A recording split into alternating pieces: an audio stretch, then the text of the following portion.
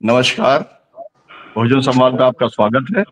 आज हम चर्चा करेंगे देश की 142 करोड़ की आबादी में से 100 करोड़ लोगों की आर्थिक स्थिति के बारे में। एक रिपोर्ट आई है ब्लूमवेन वेंचर्स की। ब्लूम वेंचर्स की कंपनी है जो, और उसने एक इंडस वैली रिपोर्ट निकाली है 2025 की। और उसने ये कहा है कि 100 करोड़ लोग देश में ऐसे हैं कि जो अनमोनेटाइजेबल हैं। अब इस शब्द को भी हम समझेंगे, लेकिन मोटे तौर पर मैं जो समझता हूं वो ये है कि वो हैंड टू माउथ हैं और वो बाजार के बहुत काम के नहीं हैं। बाजार के जो काम के लोग हैं वो इस देश में 3 करोड़ लोग हैं, जिनके पास में अपनी मर्जी से कुछ करने की स्थिति है। और 7 करोड़ लोग ऐसे हैं जो कि उस दिशा के अंदर बढ़ रहे हैं जिस जिस हालत के अंदर 3 करोड़ लोग हैं। ये 10 करोड़ लोग ऐसे ही हैं जिनके पास में लगभग क्रेडिट कार्ड्स हैं। तो ये जो 100 करोड़ लोग हैं, आज हम जब इनके बारे में चर्चा करेंगे तो इसके जो 2-3 एस्पेक्ट्स हैं, मैं जो हमारे यहाँ पे पैनलिस्ट हैं उनसे आपका परिचय कराऊं। उसके पहले मैं चाहूंगा कि जो हमारा आईएमएफ और वर्ल्ड बैंक का जो प्रिस्क्रिप्शन है, उसके चलते जो पॉलिसी अपनाई गई उसके चलते ये स्थिति बनी है क्या, ये एक बात है।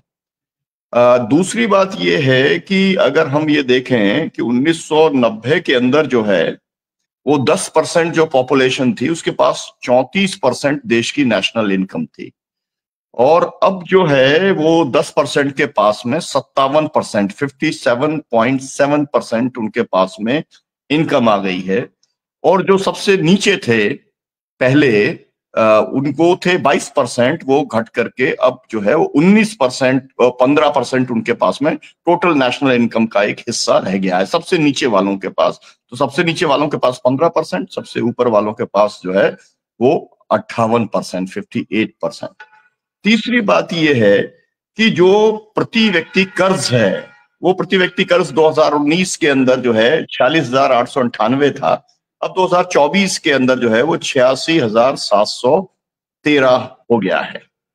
और जब हम 100 करोड़ की बात करेंगे तो मुझे लगता है कि इस चर्चा के अंदर तेंदुलकर कमेटी की जो रिपोर्ट थी 2009 की, जिसमें कहा गया था कि 816 रुपया जो है पर कैपिटा पर पर्सन पर मंथ है, और जो शहर के लोगों के लिए 1,000 रुपया, जिससे नापा जाएगी पॉवर्टी लाइन। और बाद में जो एक रंगराजन जी की कमेटी बनी 2014 में, उसने कहा कि 1,407 जो ग्रामीण क्षेत्र के लोगों के लिए और शहरी क्षेत्र के लोगों के लिए 1,807 रुपया पर पर्सन पर मंथ की इनकम, ये एक उन्होंने लाइन बनाने का काम किया। तो अब हम इसके ऊपर चर्चा करेंगे। पहली बात ये कि क्या सहमति है इस रिपोर्ट से, क्योंकि ये एक ब्लूम वेंचर्स कंपनी की रिपोर्ट है, तो पहले सहमति हो तभी बात आगे बढ़ेगी। तो मैं आपका पैनलिस्ट जो है उनसे मैं परिचय कराता हूँ। विश्वास उर्गी साहब है हमारे साथ में। एक जो है ट्रेड यूनियन के अंदर जो नाम है देश के बैंकिंग सेक्टर के अंदर, उसमें एक सबसे बड़े नाम के तौर पर लोग उन्हें जानते हैं, मानते हैं। तो स्वाभाविक तौर पे इकोनॉमिक अफेयर्स के अंदर उनकी एक समझ है, उनकी एक पकड़ है। हमारे साथ में दीपक मलिक जी हैं, और वो अर्थशास्त्री हैं, और उन्होंने एक अध्ययन है इस पूरे देश की इकोनॉमी के बारे में पिछले कम से कम 6 दशक का। हमारे साथ में अरुण गोयल जी हैं, वो भी आर्थिक मामलों के विशेषज्ञ हैं, और को होस्ट के तौर पर डॉक्टर आनंद प्रकाश तिवारी जी हैं। हमारे साथ में जो जेएनयू के प्रोफेसर अरुण कुमार जी हैं, वो भी जुड़ने वाले हैं। जब वो जुड़ेंगे तब हम उनकी टिप्पणी लेंगे। सबसे पहले मैं विश्वास उडगी जी के पास में चलता हूँ। मैंने जो आंकड़े बताए, नंबर एक की वो आंकड़े तो सब भारत सरकार के आंकड़े हैं, वो सब आंकड़े वर्ल्ड बैंक और आईएमएफ उनका इस्तेमाल करती है। आप सबसे पहले ये बताएं कि ये ब्लूम वेंचर्स की जो रिपोर्ट है, क्या आपकी उससे सहमति है? विश्वास उडगी जी, अनम्यूट कर लीजिए। हाँ, ये जो रिपोर्ट है ये ब्रॉडली इस देश में पिछले 25 साल में जितने भी रिपोर्ट आई उसी के लाइन पर है। अब सवाल यह है कि आपने कुछ रिपोर्ट्स का जिक्र किया, उसमें और एक रिपोर्ट में जोड़ता हूँ। अर्जुन सेनगुप्ता कमेटी रिपोर्ट, जहां पे कहा गया है कि हर रोज 20 रुपए की इनकम है ऐसे अनऑर्गेनाइज सेक्टर के लोग, इनकी संख्या बड़ी है। मतलब अपने एक महीने का ब्यौरा दिया था इसके पहले के सारे रिपोर्ट में, वो 2000 रुपए से कम है। लेकिन मैं एक दिन में 20 रुपए की इनकम की बात, वो 2008 की थी, जो कांग्रेस के एक मेरे ख्याल से वर्किंग कमेटी मेंबर थे, और वो उनकी रिपोर्ट यूपीए 2 के वक्त आई थी। वो भी एक मापदंड है इस देश के गरीबी का मापन करने का। अब सवाल यह है कि कोरोना के पहले और कोरोना के बाद, यहाँ पे डॉक्टर अरुण कुमार जी हाजिर है, इन्होंने बहुत अच्छी ढंग से ये पेश किया है कि अनऑर्गेनाइज्ड सेक्टर इस देश में अगर 94% है तो उसकी हालत बहुत खराब है, और उसका रिकॉग्निशन इस देश की जीडीपी में भी नहीं है। क्योंकि यहाँ पे हमारे नेशनल स्टैटिस्टिकल ऑर्गेनाइजेशन के जो मापदंड है उसमें अनऑर्गेनाइज्ड सेक्टर का कोई काउंट ही नहीं होता है, ये उन्होंने बहुत अच्छी तरीके से बताया था और बार बार कहा था। अब हमें ये भी पता है कि इस नरेंद्र मोदी गवर्नमेंट ने 80 करोड़ लोगों को 5 किलो की राशन मुफ्त देने की बात की, और पहले तो वो खरीदने को बोलते थे, बाद में मुफ्त देने की बात करती थी। आज के तारीख में वो बजट का एक प्रावधान बन गया है, और आगे के 5 साल के लक्ष्य में भी 5 करोड़ लोगों को हम राशन मुफ्त देके बने। इसका मतलब ये सरकार मान के चलती है कि 5 करोड़ पे राशन पे जीना ये उनका एक क्या वो कहते हैं उसका फ्यूचर है, और ये गरीबी का मापन है इस देश में। अब जो रिपोर्ट आई है कि वो कहते कि 100 करोड़ लोग जिनका मोनेटाइजेशन इस इकोनॉमी में नहीं होता है, मतलब क्या? अब ये जो इन शॉर्ट कहने की बात ये है कि इनका इनकम जो है 100 करोड़ लोगों का, ये 8 या 10,000 हर महीने के आगे नहीं जा रहा है, और इनकी जो परचेजिंग पावर है मार्केट में ये बहुत कम है। ये बड़े जो मॉल्स हैं या फिर ये बड़े जो कारपोरेट्स के प्रोडक्ट्स है, इनके प्रोडक्ट खरीद करने की ताकत इन लोगों के इसमें नहीं है, क्योंकि उनका कंजम्पशन का आइटम डेली इसेंशियल्स है। ऐसे लोग देश के जीएसटी में तो उनका जो कंट्रीब्यूशन है वो बहुत बड़ा है, जीएसटी में उनका कंट्रीब्यूशन बड़ा है, जीडीपी में भी उनका कंट्रीब्यूशन बड़ा है, लेकिन ये इस देश की इकोनॉमी को इन्फ्लुएंस करने के काबिल नहीं है।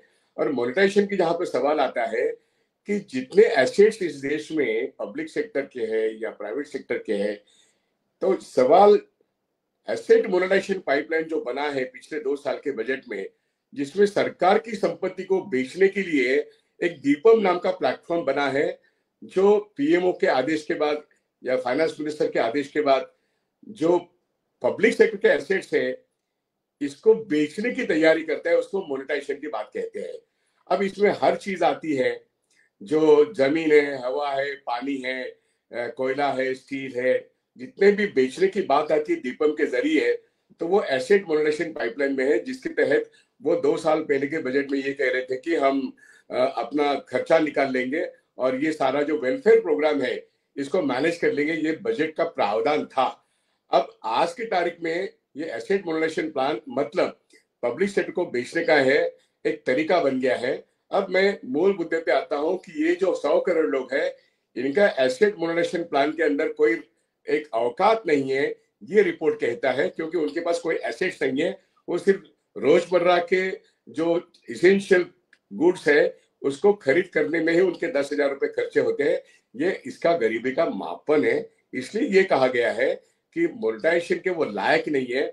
बट मैं ये कह रहा हूं इस देश की जीडीपी में और इस देश के जीएसटी में उनका बहुत बड़ा योगदान है, ये हमको भूलना नहीं चाहिए।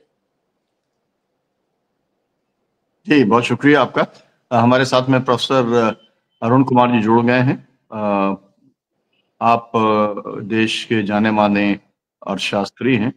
दुनिया के अंदर भी जब अल्टरनेटिव इकोनॉमिक्स की बात होती है तो प्रोफेसर साहब को याद किया जाता है। मैं प्रोफेसर साहब आपसे जानना चाहूंगा, क्योंकि ये शब्द इस तरीके का है ना, अनमोनिटाइजेबल। एक तो इसका अर्थ हमारे जैसे जो एक कॉमन सेंस से लगाते हैं वो ये है कि ये लोग बाजार से बाहर हैं। बाजार मतलब वो जो एसेंशियल गुड्स के अलावा का जो बाजार है उसके लिए इनके पास में कोई योग्यता नहीं है, इनकी परचेजिंग पावर इतनी कम है। मैं ये चाहूंगा पहले तो आप इस शब्द को थोड़ा सा आप बता दें कि इसका मतलब क्या होता है, और फिर ये है कि इस स्टडी का जो ब्लूम वेंचर्स की स्टडी है उसका क्या असर होने वाला है? मतलब उससे क्या हमारे जो आईएमएफ, वर्ल्ड बैंक से जो लोग नीति आयोग में जो बैठे हुए हैं चलाने वाले, क्या इससे कुछ सीख के वो कुछ आगे बढ़ने वाले हैं, या वो इसे बस आउटराइट रिजेक्ट करेंगे और कहेंगे कि देश को बदनाम करने का है, बस जैसे उन्होंने इंडियन वर्क रिपोर्ट को के समय कह दिया था? जी प्रसारण कुमार जी।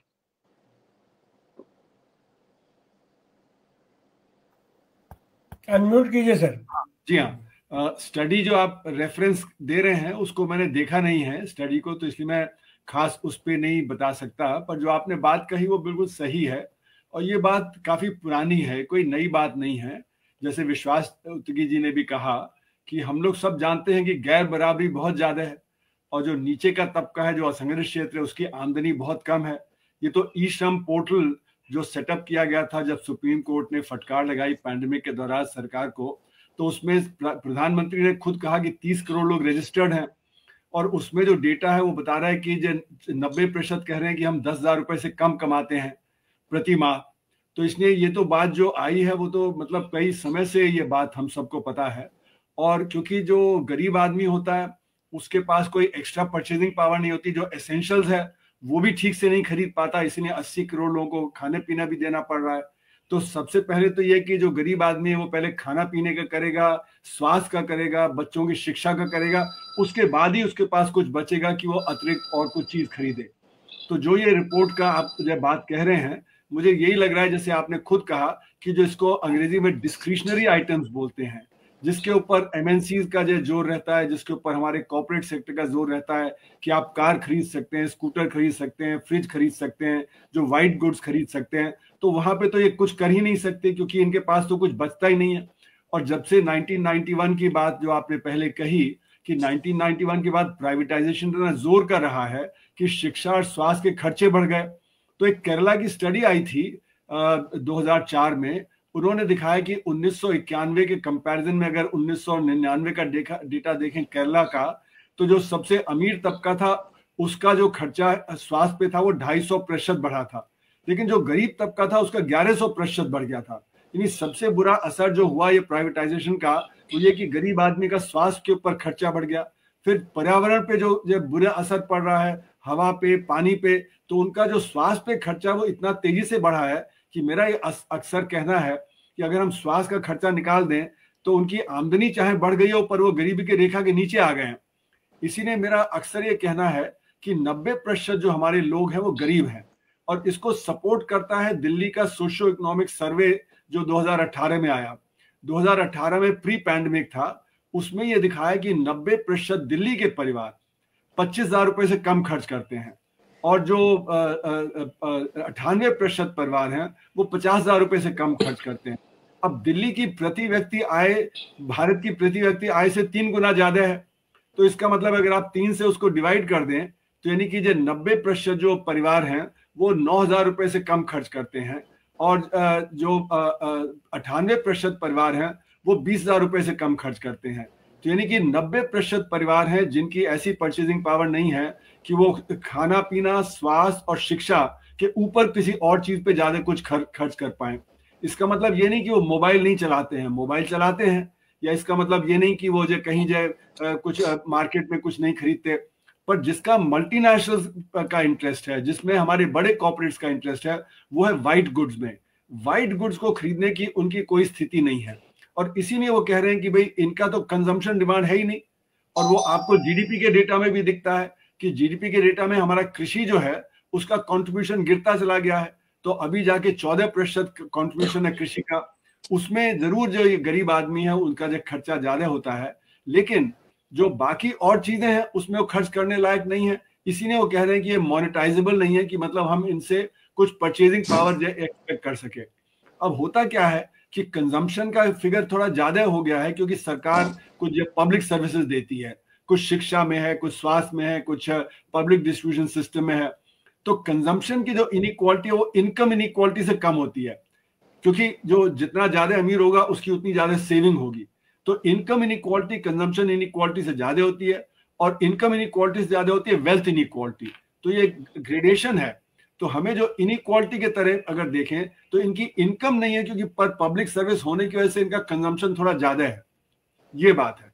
तो इसलिए मेरा मानना है कि जो IMF वर्ल्ड बैंक की जो नीतियां रही हैं, जिसका आपने जिक्र किया कि 1991 के बाद, वो सप्लाई साइड इकोनॉमिक्स के आधार पे होती हैं, जबकि समस्या आज डिमांड की है। सप्लाई साइड इकोनॉमिक्स का मतलब ये नहीं कि आप सप्लाई बढ़ा रहे हैं, सप्लाई साइड इकोनॉमिक्स का मतलब है कि आप कंसेशन दे रहे हैं बिजनेसेस को कि वो अपना इन्वेस्टमेंट बढ़ाएं, पर जब तक डिमांड नहीं होगी तो वो इन्वेस्टमेंट नहीं बढ़ाएंगे। तो ये हमने 2019 में देखा कि जब कॉर्पोरेट सेक्टर का टैक्स रेट काटा गया, जबरदस्त उनको छूट दी गई, 1.6 लाख रुपए का उनका अतिरिक्त प्रॉफिट हुआ, पर उन्होंने अपना इन्वेस्टमेंट नहीं बढ़ाया, क्योंकि CII और फिक्की ये कह रहे हैं कि डिमांड कम है मार्केट में। तो डिमांड जब तक नहीं होगी तो हम और ज्यादा उत्पादन करके क्या करेंगे। और RBI के आंकड़े भी दिखाते हैं कि आपका कैपेसिटी यूटिलाइजेशन जो ऑर्गेनाइज सेक्टर का है वो 70 से 75 के बीच में है। तो जब तक वो 85 से 90 नहीं जाएगा तब तक वो इन्वेस्टमेंट और नहीं करेंगे। तो गरीब आदमी जो असंगठित क्षेत्र में है उसकी तरफ इन्वेस्टमेंट नहीं जाएगा तो उसकी आमदनी कैसे बढ़ेगी।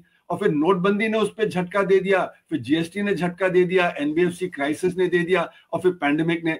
तो ये जो बड़ा तबका 94% का है, इनकी परचेजिंग पावर करीब करीब जो व्हाइट गुड्स की तरफ है वो जीरो है।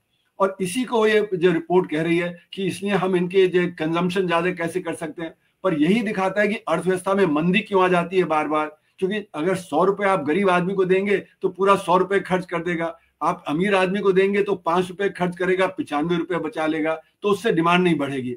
हमारी जो नीतियां हैं आज सरकार की, वो सारी नीतियां संगठित क्षेत्र को बढ़ावा देने की हैं और असंगठित क्षेत्र को नहीं। तो जैसे उत्तगी जी ने सही कहा कि हमारे GDP में भी उनका नहीं आता और पॉलिसी में भी नहीं आता, क्योंकि हम कहते हैं तो अर्थव्यवस्था अच्छी चल रही है, हम तो फास्टेस्ट ग्रोइंग अर्थव्यवस्था है, तो एक तरह से हमने उनको अदृश्य कर दिया है पॉलिसी में और डेटा में।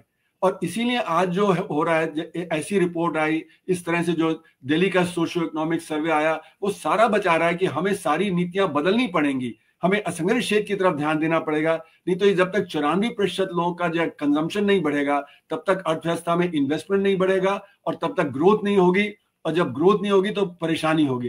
तो इसलिए ये सारी की सारी सरकार को नीतियां बदलनी पड़ेंगी, नहीं तो हमारी अर्थव्यवस्था हरदम मंदी में आ जाएगी। जी, मैं एक आपसे प्रोफेसर साहब थोड़ा सा ये जानना चाहता हूँ, किसानों का आंदोलन चल रहा है ना, और जो है सरकार बात कर रही है, MSP की कानूनी गारंटी की बात किसान कर रहे हैं। अगर किसानों को कानूनी गारंटी मिलती है तो किसानों का जो एक बड़ा आबादी है उसकी परचेजिंग पावर बढ़ेगी, एक बात। दूसरी बात, जो इस समय ट्रेड यूनियंस के लोग हैं जो बात मिनिमम वेजेस की जो बात कर रहे हैं, अगर मिनिमम वेजेस पूरे देश के असंगठित क्षेत्र के अंदर भी लागू अगर हो जाता है तो उससे परचेसिंग पावर बढ़ेगी। तो असल में देश का किसान आंदोलन और मजदूर आंदोलन तो वही कह रहा है जिस तरीके की सुधार की, आर्थिक सुधार की देश को जरूरत है, वही बात कर रहा है, लेकिन उसका पूरा केवल रिप्रेशन है। तो ये दोनों डिमांड्स को लेकर के अभी जो परिस्थिति बनी उसको लेके आप क्या कहेंगे? देखिए, सरकार नहीं चाहती कि असंगठित क्षेत्र संगठित हो जाए, और संगठित क्षेत्र जो है, हमारा जो ट्रेड यूनियन है, वो भी असंगठित क्षेत्र को मोबिलाइज करने में सक्षम नहीं रहा है। ये डिमांड हम लोग जब ऑल्टरनेट बजट बनाया था 93-94 में, तब से हम कह रहे हैं कि जो हमारा संगठित क्षेत्र है उसको असंगठित क्षेत्र को मोबिलाइज करना पड़ेगा, किसानों को मोबिलाइज करना पड़ेगा, और जब इनकी पॉलिटिकल पावर बढ़ेगी तभी जाके आपको मिनिमम वेजेस मिलेंगी। और कॉन्स्टिट्यूशन तो मिनिमम वेज नहीं, वो तो लिविंग वेज की बात करता है। हमें तो लिविंग वेज की बात करनी चाहिए। लिविंग वेज में स्वास्थ्य है, शिक्षा है, खाना पीना है, बाकी और है, वो सब आएगा। तो अगर किसान ये मान लें कि सबसे बड़ा उनका जो दोस्त है वो वर्कर है, जिस दिन वर्कर की आमदनी बढ़ जाएगी, फूड की डिमांड इतनी बढ़ जाएगी कि MSP से ऊपर दाम पहुंच जाएगा, आपको MSP की डिमांड ही नहीं करनी पड़ेगी। लेकिन किसान को लगता है कि मैंने दाम, मतलब अगर वेज बढ़ा दिया तो मेरा तो प्रॉफिट और कम हो जाएगा, तो वो एक्चुअली उसको जीरो सम गेम मानता है, ना कि पॉजिटिव सम गेम। जबकि अगर वर्कर को वो ज्यादा पे करेगा, जो उसके जो खेत पे जो काम करते हैं उसकी जो तनख्वाह बढ़ाएगा, उसको जो पगार देता है वो बढ़ाएगा, तो किसान को भी फायदा होगा, वर्कर को भी फायदा होगा। और जब ये तेज हो जाएगा तो जैसे आपने सही कहा, तो परचेजिंग पावर बढ़ेगी तो अर्थव्यवस्था में डिमांड बढ़ेगी। तो इसलिए ये गठबंधन होना, मैंने कई बार ये लिखा है पिछले 5 साल में कि ये गठबंधन हो जाए हमारे वर्कर्स का और किसानों का, तो सारी अर्थव्यवस्था बदलाव पे आ जाएगी, क्योंकि उनकी इतनी पॉलिटिकल पावर बढ़ेगी और उनकी परचेजिंग पावर बढ़ेगी कि अर्थव्यवस्था भी बदल जाएगी और पॉलिटिक्स भी बदल जाएगी। अभी तो क्या है, सरकार डिवाइड एंड रूल करती है, वो सबको अलग अलग कर देती है। सारे जो तबके हैं जिनको मोबिलाइज होना चाहिए, यूथ को मोबिलाइज होना चाहिए, महिलाओं को मोबिलाइज होना चाहिए, असंगठित क्षेत्र को मोबिलाइज होना चाहिए, उसमें किसान और मजदूर दोनों हैं। ये सारा जब एक गठबंधन होगा तभी जाके बात सुधरेगी, नहीं तो सरकार की मंशा नहीं है, क्योंकि बिजनेस बिजनेस वाला नहीं जी, चाहता। मेरा आखिरी सवाल आपसे। बिजनेस जी, बिजनेस तो सस्ता लेबर चाहता है, और हमारा जो अपर क्लास है वो भी सस्ता लेबर चाहता है, क्योंकि उसको नौकर मिल जाते हैं, ड्राइवर मिल जाते हैं। अगर जो सस्ता लेबर नहीं होगा तो नौकर और ड्राइवर नहीं रख पाएगा, तो उसका जो लिविंग स्टैंडर्ड है वो भी सस्ते लेबर। इसीलिए असंगठित क्षेत्र इतना बड़ा है देश में। जी, मेरा आखिरी आपसे सवाल ये है, क्योंकि आपको निकलना है। मेरा आपसे सवाल ये है कि अ, देखिए, किसान से अगर ये अपेक्षा की जाए कि वो ज्यादा मजदूरी दे, तो किसान की खेती किसानी तो घाटे में जा रही है। वो वैसे ही 7.5 लाख किसान आत्महत्या कर चुके हैं।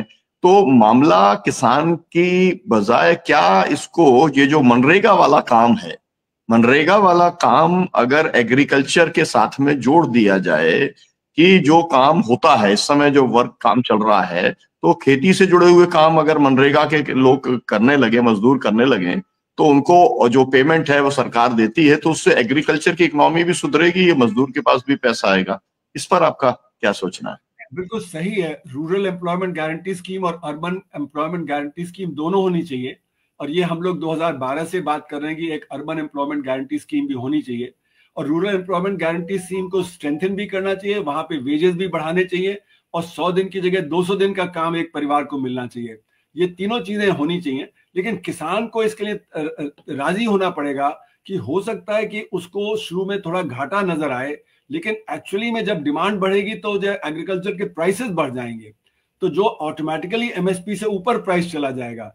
अभी क्या है, ये डिमांड कम होने की वजह से वो एमएसपी के नीचे दाम जाता है और किसान को एमएसपी नहीं मिल पाता है मार्केट में, पर मार्केट में ही उसको जो दाम ज्यादा मिलने लगेगा।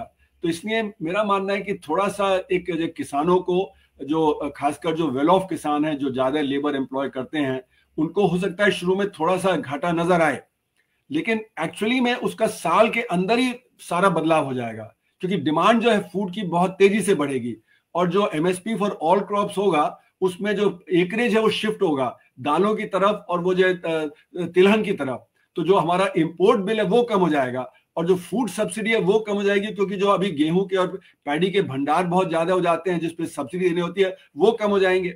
तो यानी कि आप देखिए विन विन सिचुएशन होगी, किसानों को ज्यादा मिलेगा, वर्कर्स को ज्यादा मिलेगा, फूड सब्सिडी कम हो जाएगी, आपका जो पर्यावरण को फायदा होगा क्योंकि क्रॉपिंग पैटर्न शिफ्ट होगा, और फॉरेन एक्सचेंज का फायदा होगा। तो ये विन विन सिचुएशन है। लेकिन सरकार क्यों नहीं चाहती? क्योंकि सरकार कॉर्पोरेट सेक्टर के इंटरेस्ट में काम कर रही है। सरकार चाहती है कि उसको जो सस्ता लेबर मिले, क्योंकि बिजनेस को सस्ता लेबर चाहिए। तो ये जो सारा जो हमारा जो नीतियां हैं, वो IMF वर्ल्ड बैंक की जो नीतियां हैं वो कॉर्पोरेटाइजेशन की तरफ है, वो बड़े ऑर्गेनाइज सेक्टर की तरफ है, ना कि वो अनऑर्गेनाइज सेक्टर की तरफ है। इसीलिए सारी परेशानियां हैं। जी, बहुत शुक्रिया प्रोफेसर साहब, आपने समय दिया अपनी व्यस्तता के बीच में। कल आप चेन्नई की यूनिवर्सिटी में भाषण करके आप आए, फिर भी अभी निकलना है आपको, आपने समय दिया, बहुत आपका शुक्रिया। मैं आगे बढ़ता हूँ। मैं अरुण गोयल जी से मैं जानना चाहता हूँ कि अभी आपने पूरी बातचीत सुनी, प्रोफेसर अरुण कुमार जी की आपने पूरी बातचीत सुनी, उसमें आप क्या जोड़ना चाहेंगे?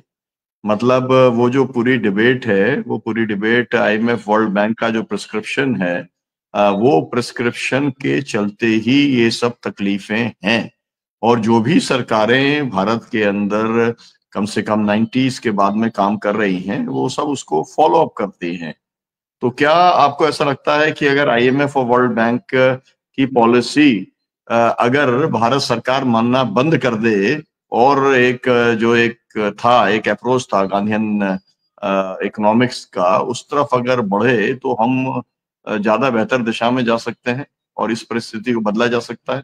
आपका क्या कहना है?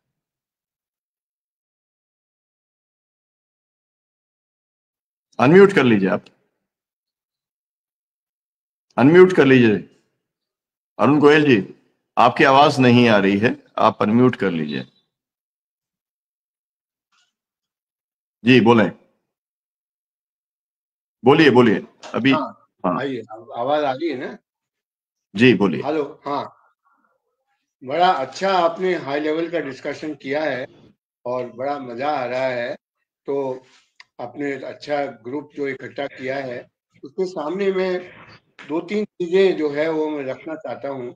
इन एस्पेक्ट्स पर आप थोड़ा विचार करें तो इसी इसी डिस्कशन में एक हायर लेवल पे जो है ये आ सकता है।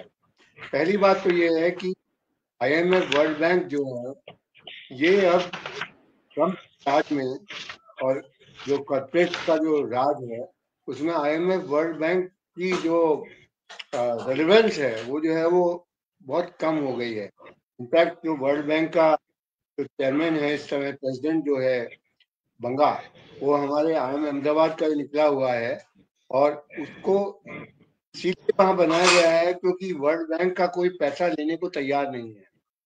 वर्ल्ड बैंक का ब्याज दर जो है बहुत हाई है और उससे कम ब्याज में आपको कमर्शियल बैंक्स, जो बड़े बड़े बैंक्स हैं, वो आपको पैसा देने के लिए तैयार हैं।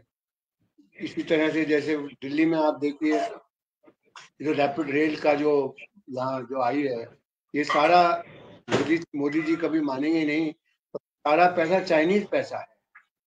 IB ने पैसा दिया है और काफी सस्ती दर पे देता है। जापान जो है वो पैसा देता है माइनस इंटरेस्ट रेट पर। यानी आपका जब लोन चुकाने का समय आएगा तो आप कुछ देने की जगह आपको कुछ मिलेगा। तो इस तरह से वर्ल्ड इकोनॉमी का स्वरूप जो है ना वो चेंज हो चुका है और इस एस्पेक्ट को आप देखें। दूसरी चीज जो मैं आपके सामने रख रहा हूँ, जो कि ट्रम्प के राज में जो है बहुत रेलेवेंस है, कि इकोनॉमिक्स में जब हम कॉलेज में पढ़ते थे तो सबसे इम्पोर्टेंट चीज टर्म्स ऑफ ट्रेड होता था। यानी आप कितने में जो है वो माल को बेच रहे हैं और कितनी आपकी लागत आ रही है। तो अगर आप माल सस्ता बेच रहे हैं और आपकी लागत हाई है तो आपका मार्जिन बहुत कम है, तो आपके टर्म्स ऑफ ट्रेड चूंकि आप नेगोशिएट नहीं कर पा रहे हैं तो टर्म्स ऑफ ट्रेड आपका बहुत पुअर है। तो इंडिया में जो आप सबसे बड़ा एडवांटेज है जो कि आपको रेकन करना चाहिए, जो आप 100 करोड़ की बात कर रहे हैं, तो ये 100 करोड़ को ये जो मल्टीनेशनल्स हैं और जो थिंक टैंक्स हैं, ये इनको एक गले में घंटी मानती है। ये मानती है कि ये एक ऐसी चीज है जो कि पूरे देश को नीचे लेकर जा रही है। लेकिन अब जो वर्ल्ड का जो संदर्भ चेंज हो रहा है कि औरतें बच्चा पैदा करने के लिए तैयार नहीं है और इंडिया में अभी भी गरीब देश है, यहाँ पर औरतें बच्चा पैदा कर लेती हैं।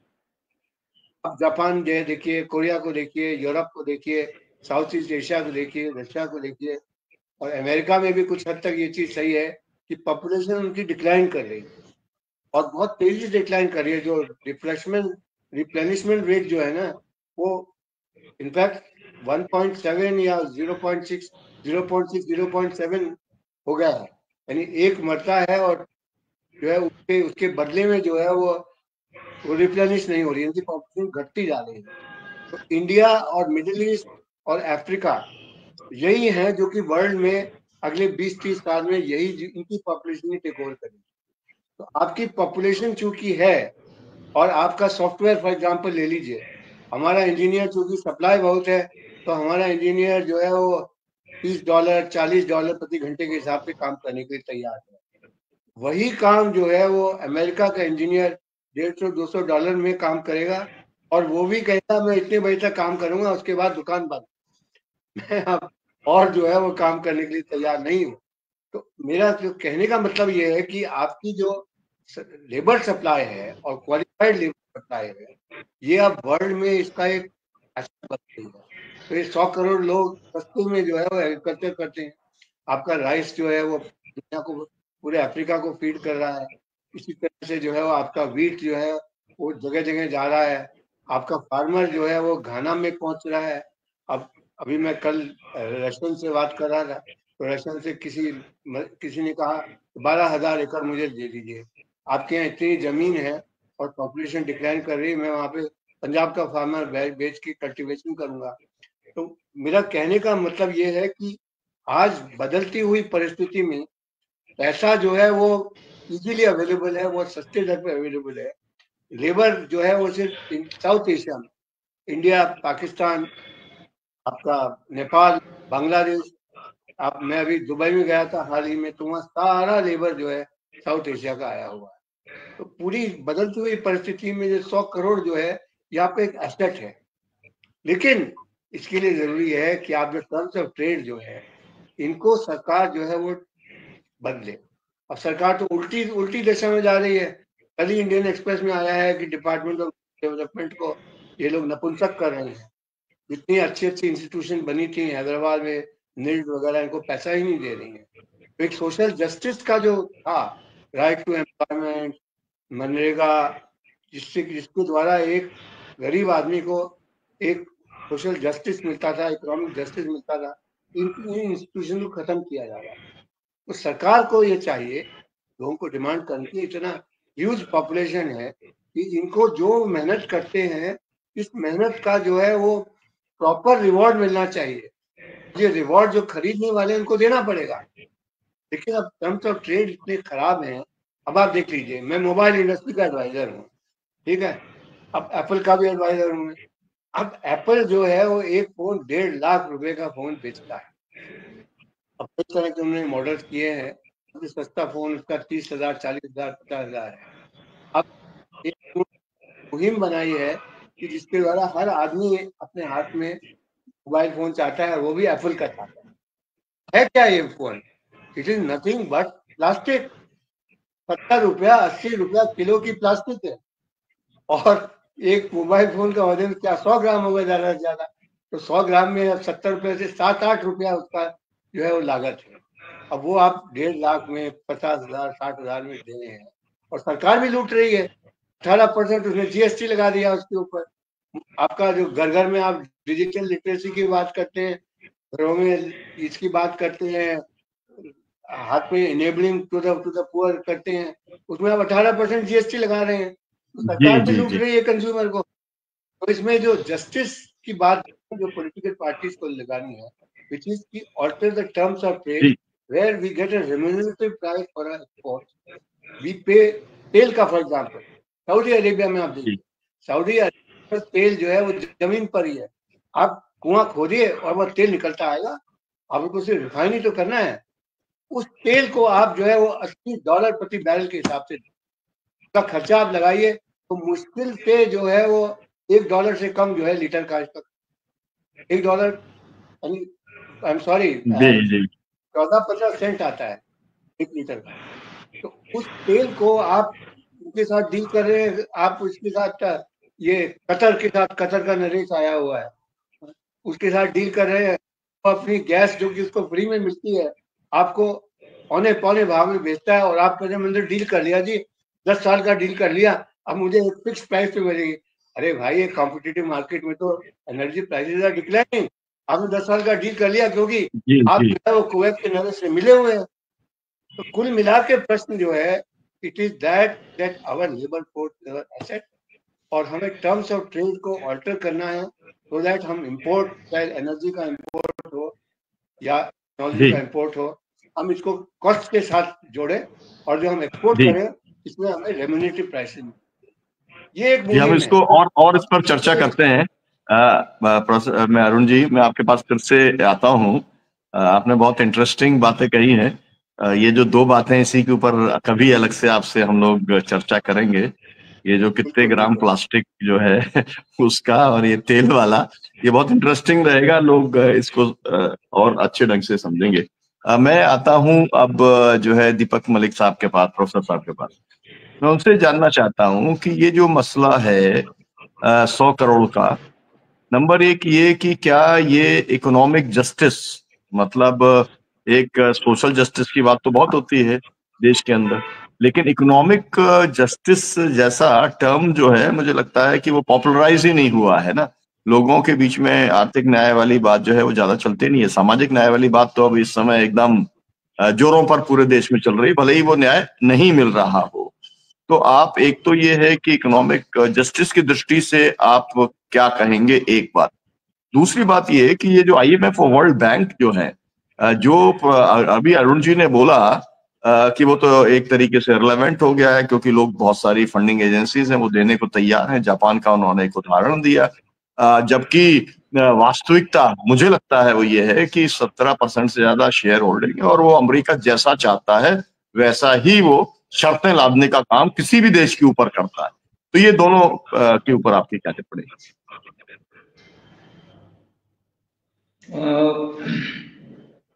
देखिए, जो जहां तक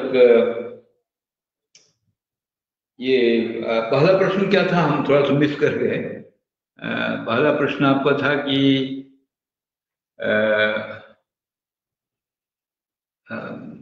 सुनीलम जी, पहला प्रश्न क्या था? जी नहीं, मैं तो इकोनॉमिक जस्टिस की बात कर रहा था कि आर्थिक न्याय का सवाल इस देश के अंदर, ये जो 100 करोड़ लोगों का सवाल है कि उनके साथ आर्थिक अन्याय हो रहा है, ये कभी इशू नहीं बन पाया, मतलब एजेंडा में ही नहीं आया है इस देश के। ये जो सवाल है, ये मेरा एक पहला सवाल था। दूसरा ये था कि IMF और वर्ल्ड बैंक कितने इररिलेवेंट हो गए हैं अभी, जैसा कहा है अरुण जी ने। जी बिल्कुल सही आपने बात उठाई है कि इकोनॉमिक जस्टिस के सवाल पे हमारा एक रुझान था, खासतौर से 50s में 60s में, जब प्लानिंग कमीशन वगैरह बनी थी। प्लानिंग की एक उद्देश्य होता था इन सब चीज़ों का, तो उस वक्त इकोनॉमिक जस्टिस ही मुख्य तौर पे उसकी चर्चा में आती थी तमाम चीज़ों। बाद में जब आइडेंटिटी पॉलिटिक्स का दौर आया तो सारे लोग सोशल जस्टिस की तरफ ज़्यादा जुड़ गए और वो मुख्य बन गया, और लगभग उसने इकोनॉमिक जस्टिस के सवालों को ढक दिया है। लेकिन इकोनॉमिक जस्टिस का सवाल हम नजरअंदाज नहीं कर सकते हैं, और खासतौर से कोविड पीरियड के बाद और भी जो हालात आए हैं, और जो अब बहुत ऑब्वियस किस्म के जो इंडिकेटर्स आ गए हैं, जैसे एक ये है कि 80 करोड़ लोगों को ये मुफ्त में राशन दे रहे हैं वगैरह वगैरह, ये तो एक मापदंड हो गया पॉवर्टी का पूरे तौर से 80 करोड़ आदमियों का।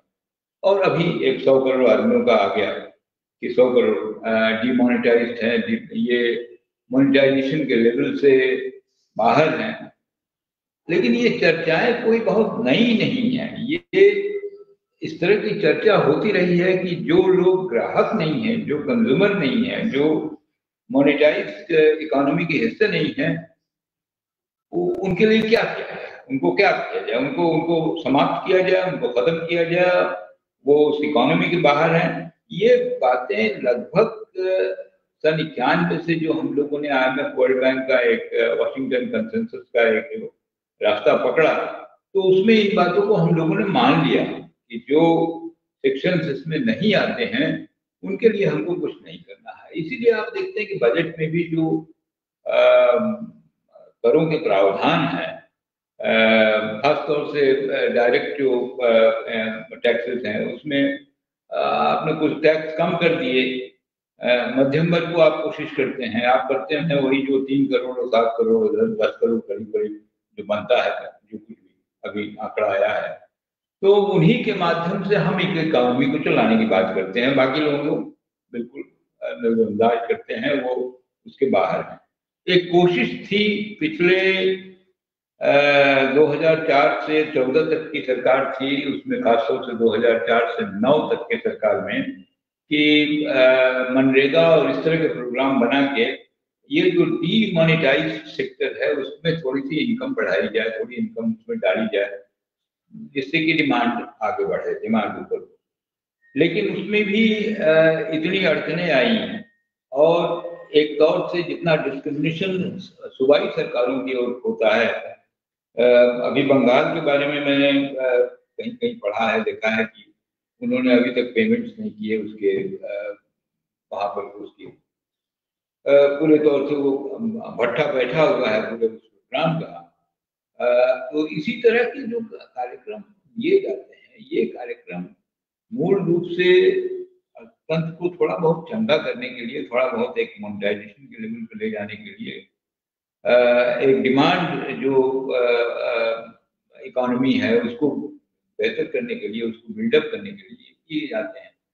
लेकिन उस पर ध्यान नहीं रहा, और क्योंकि चुनाव में आइडेंटिटी पॉलिटिक्स की बात करने से ज्यादा वोट मिलता है जल्दी, कुंभ में नहवाने से ज्यादा वोट मिलेगा। तो इसलिए आइडेंटिटी पॉलिटिक्स ही हमारी मेन हो गई है और उन सब प्रश्नों पर नहीं हम ध्यान देते रहे।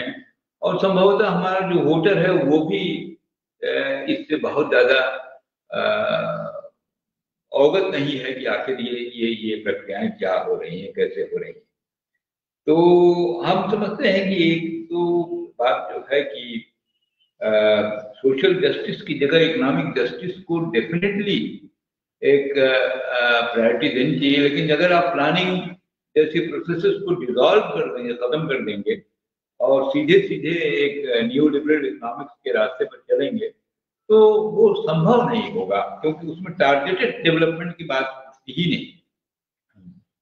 तो हम समझते हैं कि इस पूरे के पूरे अर्थतंत्र में एक जो डिमांड बढ़ाने की, एक जो कंज्यूमर के हाथ में इनकम देने की, ये जो एक पूरी प्रक्रिया बनाई गई थी, डेवलपमेंट की पूरी प्रक्रिया बनाई गई थी, उस प्रक्रिया को नकार दिया गया है और वो सन 91 से ही चल रहा है।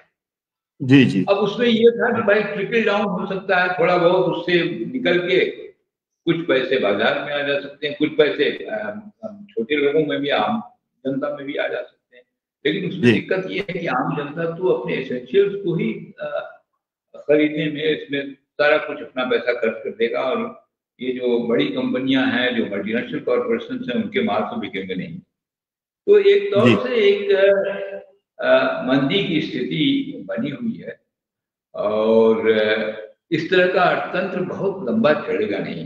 अरुण कुमार जी ने एक बात अच्छी कही कि एक वर्कर पीजेंट अलायंस के ऊपर एक जमाने में तो इनकलाब हो जाता था, इनकलाब नारा हुआ करता था, लेकिन उन्होंने जो कहा कि वो एक वर्कर फार्मर अलायंस एक होना चाहिए, तो उसमें कहीं न कहीं कुछ रास्ता बन सकता है। हिंदुस्तान में तो फार्मर है और फार्मर को हमने रिजेक्ट नहीं किया है, किसान है हमारे यहाँ, और किसान के साथ जो लोग काम करते हैं वो भी नीचे हैं, उनकी आमदनी बढ़ानी चाहिए। लेकिन ये है कि मनरेगा के माध्यम से जो बात उठी कि मनरेगा के माध्यम से वो आमदनी बढ़ाई जा सकती है, लैंडलेस लेबर के खास तौर से।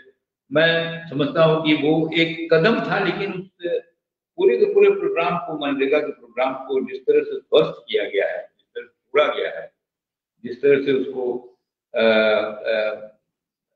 मिनिमाइज किया गया है और उस पर बजटिंग भी लगातार कम होती जा रही है और जबकि जरूरत है कि उसमें और भी बढ़ाया जाए, रकम भी बढ़ाई जाए और दिन भी बढ़ाए जाए, तो कहीं न कहीं ये जो डीमोनेटाइज सेक्टर है उसको एक जगह मिलेगी अपने बनाने।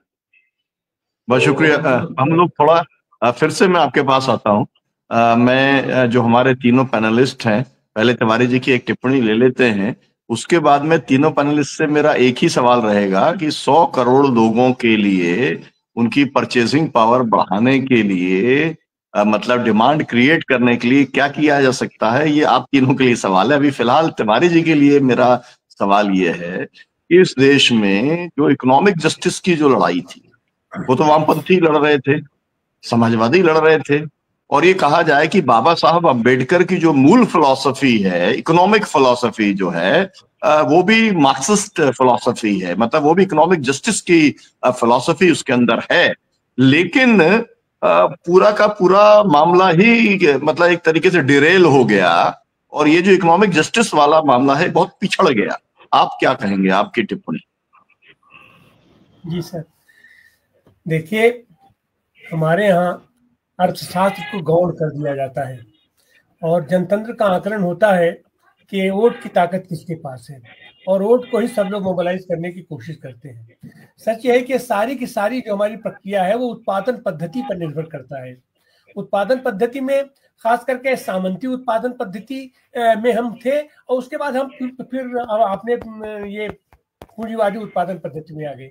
इसमें कोशिश ये की जाती है कि श्रम की उपेक्षा की जाती है और श्रम की उपेक्षा इस हद तक की जाती है कि हमारे यहाँ एक कहावत है कि न मरे न मकान, मैंने इनको मरने भी मत दो और इनको जरा सा ताकतवर भी न होने दो, इतना खाली इनको कहो कि ये अपना किसी तरीके से ये जिंदा रहे।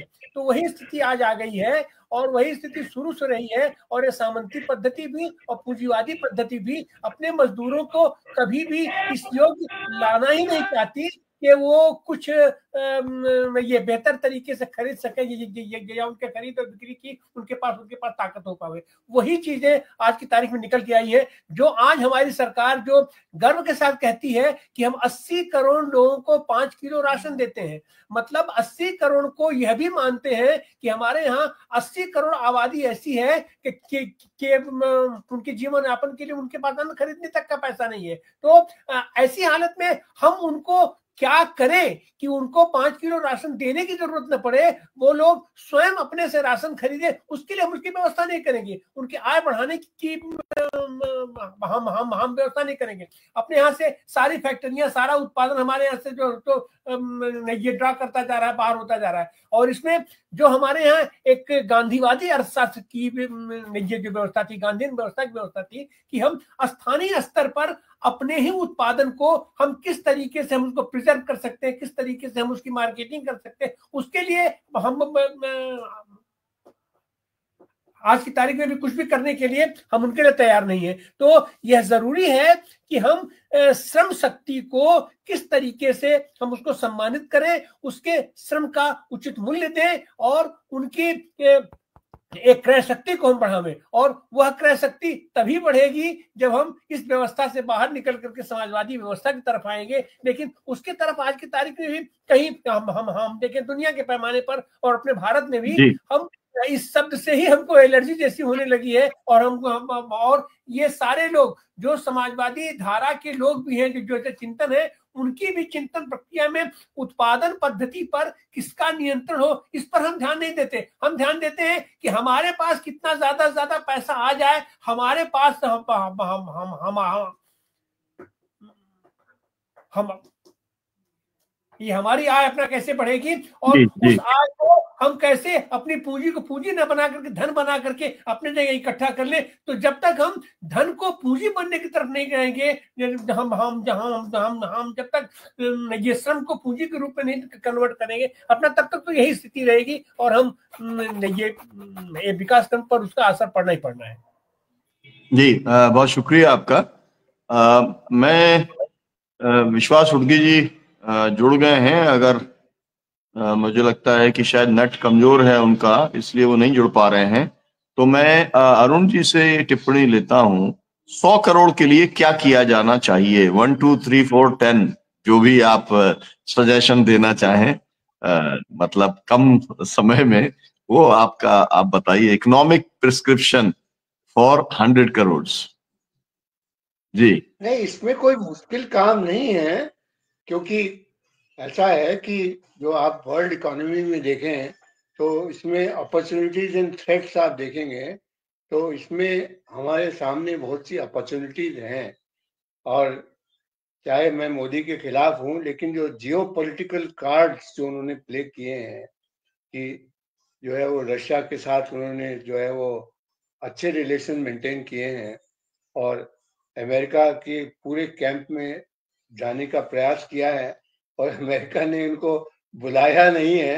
लेकिन वर्ल्ड में जो सिचुएशन चल रही है, क्योंकि कॉन्ट्रडिक्शन तो एक ग्लोबल लेवल पे आता है ना, तो ग्लोबल लेवल पे जो कॉन्ट्रडिक्शन आता है तो वो ही इंडिया को इम्पैक्ट लाता है।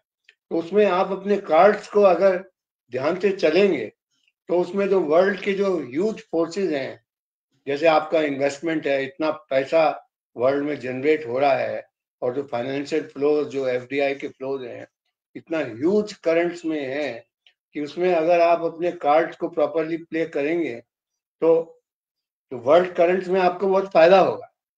तो इसमें जो है वो हमें थोड़ा इमेजिनेटिवली इसको अगर हम लें, नहीं क्या तो कुछ हो सकता है? आपने जो कुछ इमेजिन किया हो, आप अगर अपना ब्रीफ बताएंगे तो अच्छा होगा, क्योंकि गवर्नमेंट ऑफ इंडिया क्या कर रही है वो तो देख ही रहे हैं हम लोग।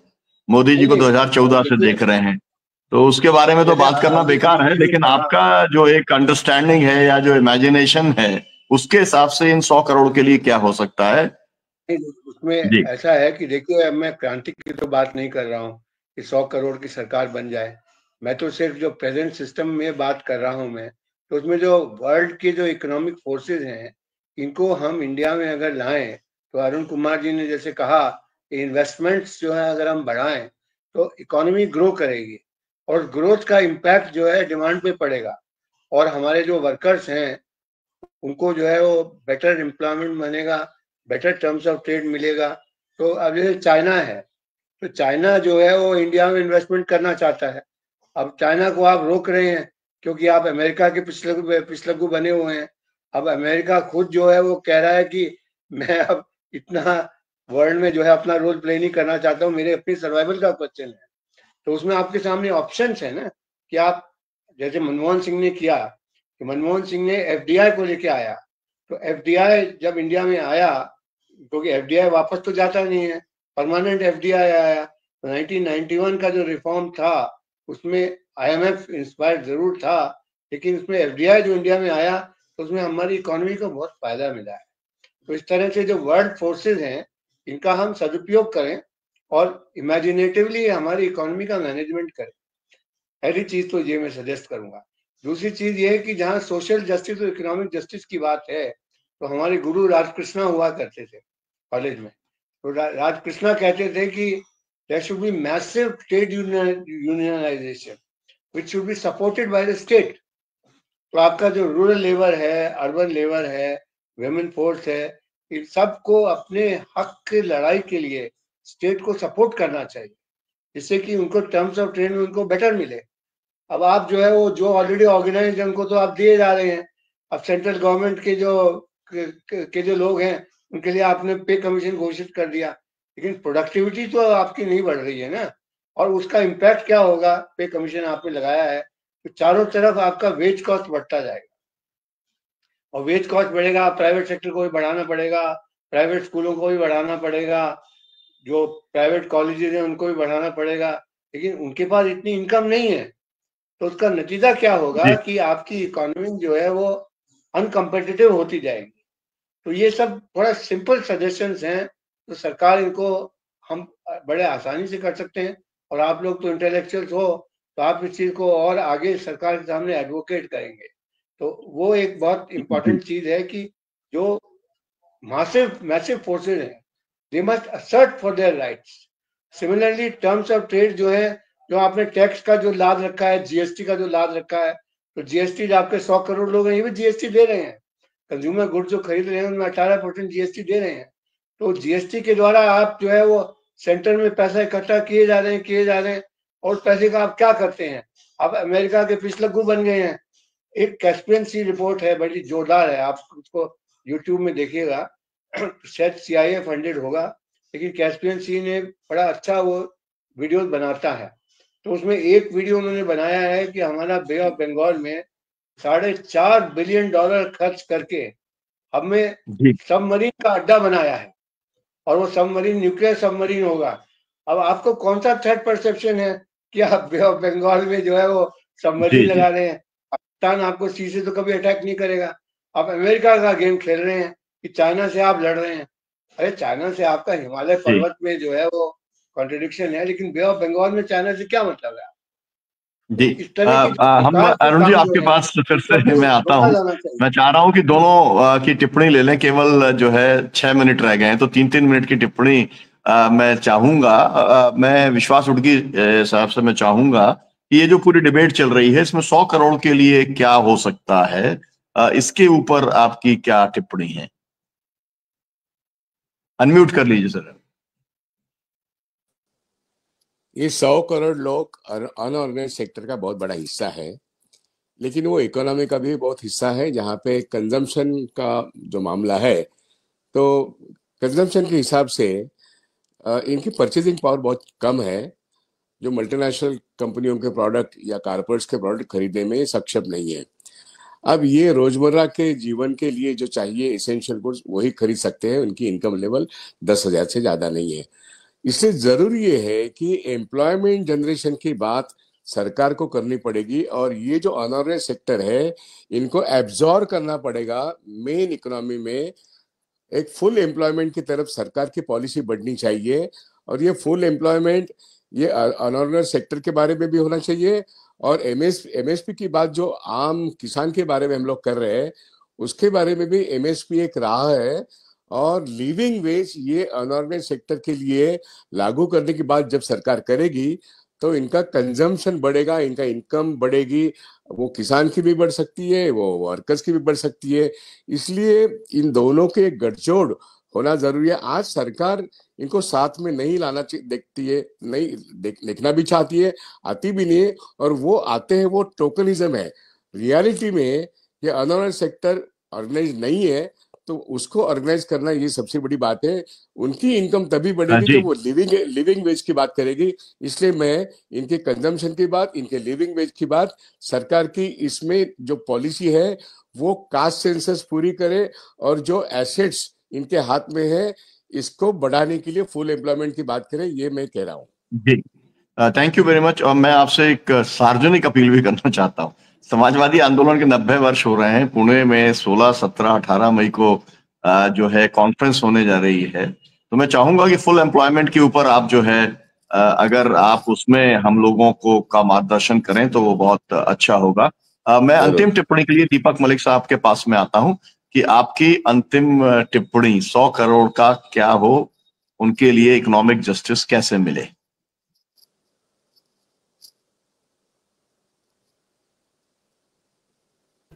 अनम्यूट कीजिए। आप अनम्यूट कर लीजिए, अनम्यूट कीजिए। अनम्यूट कीजिए।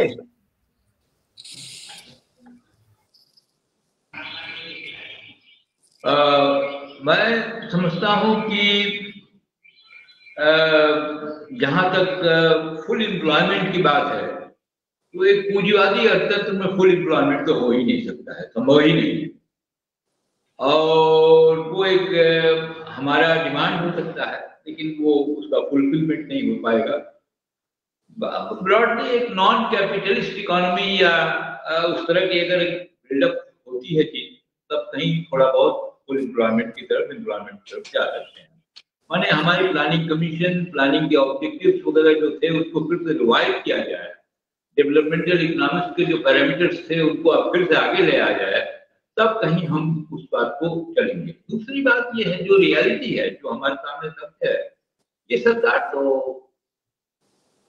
इसका जो फीडर है, जो इसका चारा है, वो तो सामुदायिकता है, वो तो कुंभ है। तो आप सोचते हैं कि वो कोई इकोनॉमिक्स पर ध्यान देगी, वो 100 करोड़ को ध्यान देगी? उसका कोई 100 करोड़ को ध्यान देने का नहीं। माने आप मजाक के हद तक हमारे उत्तर प्रदेश के मुख्यमंत्री हैं जो कहते हैं कि 1% हमारा जीडीपी बढ़ गया, कुंभ में लोग आ गए। तो इस तरह के जो दृष्टि है, उस दृष्टि में आप सोचते हो कि ये एक तरफ मुखातिब हो गए, ये नहीं होंगे जब तक कि जनता तय नहीं करेगी, जब तक कि इकोनॉमिक बीइंग नहीं बनेगा। एक हमारे यहाँ जो एक अभाव जो बना है कि जो आइडेंटिटी पॉलिटिक्स से, आइडेंटिटी ढांचे से जो एक इकोनॉमिक एक बीइंग बनना चाहिए, एक इकोनॉमिक आधार पे आदमी को बनना चाहिए डिमांड, वो कंप्लीट नहीं हो पाया है। और उसकी वजह से हमारी पूरी इलेक्टोरल प्रोसेस डिस्टर्ब रहती है, उसकी वजह से पूरा हुआ। तीसरी बात मैं कहना चाहता था कि एक हिस्टोरिक अपॉर्चुनिटी है, गोयल साहब ने इसकी चर्चा की, एक हिस्टोरिक अपॉर्चुनिटी हमारे पास है, क्योंकि कोविड के समय और छेड़ा है और टैरिफ को उन्होंने वेपनाइज किया है। उसके बाद एक हिस्टोरिक हमारे पास अपॉर्चुनिटी हिंदुस्तान के सामने आई है, वो है कि हम इस सप्लाई चेन में हम कहीं बड़े तौर पे हिस्सा लें। इसका एक मन बनाना पड़ेगा। अगर सप्लाई चेन में हमको हिस्सा लेना है, शायद वो प्रॉस्पेरिटी के एक लेवल तक हमको ले आए, खासतौर से वर्कर्स को के हाथ में भी कोई परचेजिंग पावर उसमें आ पाएगी। उसके बारे में एक निश्चित पॉलिसी बनानी चाहिए। और मैं समझता हूं कि उसमें कोई बहुत डायरेक्शन नहीं है, कोई मतलब एक जिसे कहते हैं एक तैरती हुई आवाज है, ये दृष्टि है। लेकिन जैसे चीन ने अपने को सप्लाई चेन का इनवेरिएबल, इनएलिएनेबल हिस्सा बना के पूरी प्रॉस्पेरिटी को उसने ले लिया, समृद्धि ले ली और एक मिडिल इनकम इकोनॉमी बना ली। इस तरह का कोई हमारे यहाँ एक लंबा ढांचा नहीं बना है, कोई एक निश्चित ढांचा नहीं बना है। हम समझते हैं उस ढांचे को बनाना। मुझे जी सर, सच बात तो है कि ये जो हमारे 100 करोड़ की बात हो रही है, ये हमारी श्रम पूंजी है और इस श्रम पूंजी का इस्तेमाल किया